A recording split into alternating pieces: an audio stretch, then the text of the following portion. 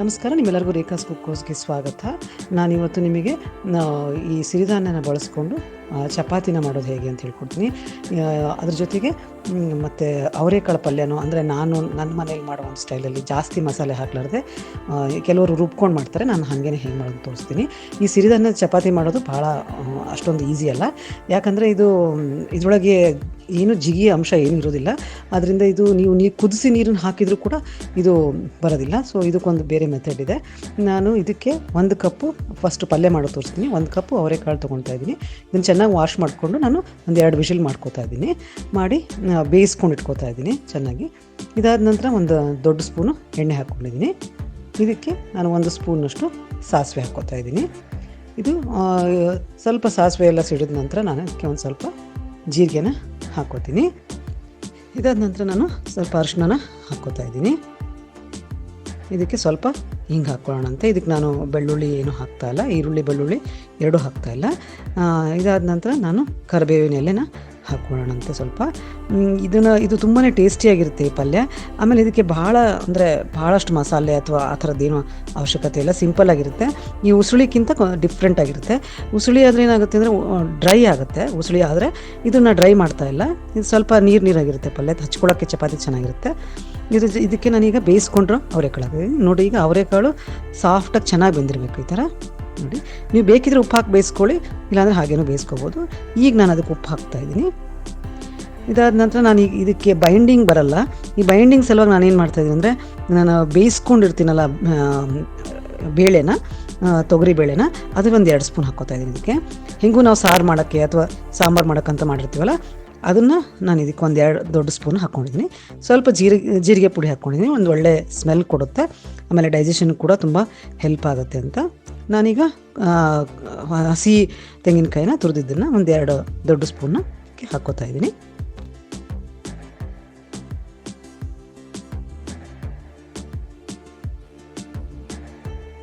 ಇವಾಗ ಎಲ್ಲ ಚೆನ್ನಾಗಿ ಮಿಕ್ಸ್ ಆಗಿದೆ ನೋಡಿ. ಈಗ ಇದಕ್ಕೆ ನಾನು ನಿಂಬೆಹಣ್ಣಿನ ರಸ ಹಾಕ್ಕೋತಾ ಇದ್ದೀನಿ.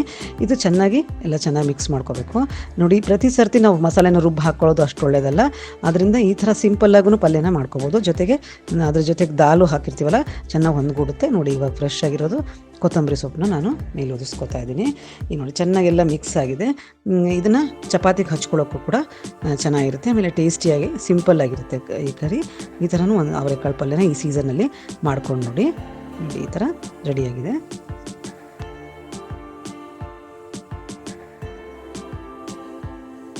ನೋಡಿ, ಇವತ್ತು ಈಗ ಸಿರಿಧಾನ್ಯನ ಬಳಸ್ಕೊಂಡು ನಾವು ಚಪಾತಿ ಮಾಡೋದು ಹೇಗೆ ಅಂತ ತೋರಿಸ್ತಾ ಇದ್ದೀನಿ.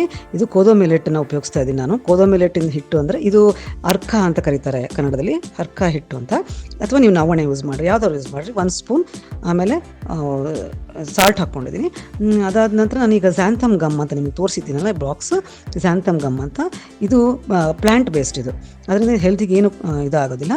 ಆಮೇಲೆ ಇದು ಹೇಗೆ ಅಂತಂದರೆ ಆರೋಗ್ಯಕ್ಕೆ ಕೂಡ ಒಳ್ಳೆಯದು.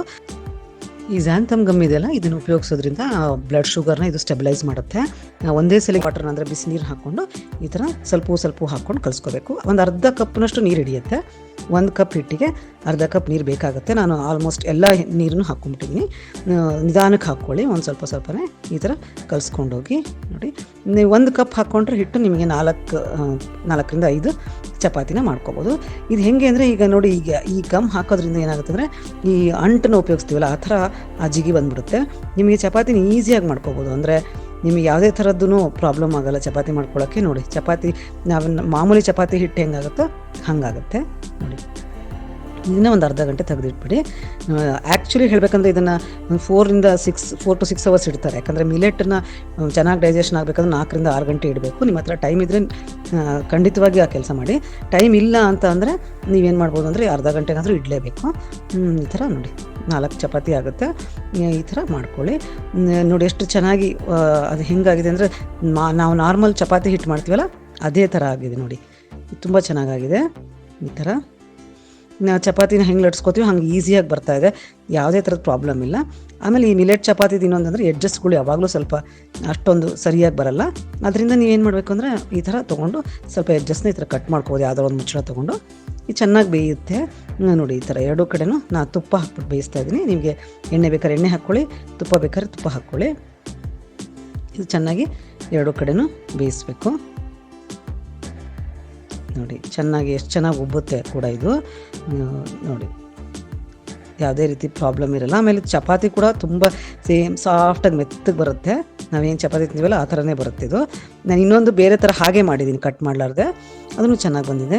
ನೋಡಿ ಈ ಥರ ನಾನು ಇದ್ರ ಜೊತೆಗೆ ಮೂಲಂಗಿ ಆಮೇಲೆ ರೆಡ್ ಕ್ಯಾಬೇಜಿನ ಸ್ಯಾಲೆಡ್ ಮಾಡಿಕೊಂಡು ಇದಕ್ಕೆ ಇಟ್ಕೊಂಡಿದ್ದೀನಿ. ತುಂಬ ಟೇಸ್ಟಿಯಾಗಿರುತ್ತೆ, ಮಾಡ್ಕೊಂಡು ನೋಡಿ. ಆಮೇಲೆ ನನ್ನ ಚಾನಲ್ಗೆ ಇನ್ನೂ ಸಬ್ಸ್ಕ್ರೈಬ್ ಆಗಿಲ್ಲ, ನಾನು ಸಬ್ಸ್ಕ್ರೈಬ್ ಆಗಿ. ತುಂಬ ಧನ್ಯವಾದಗಳು. Thank you very much.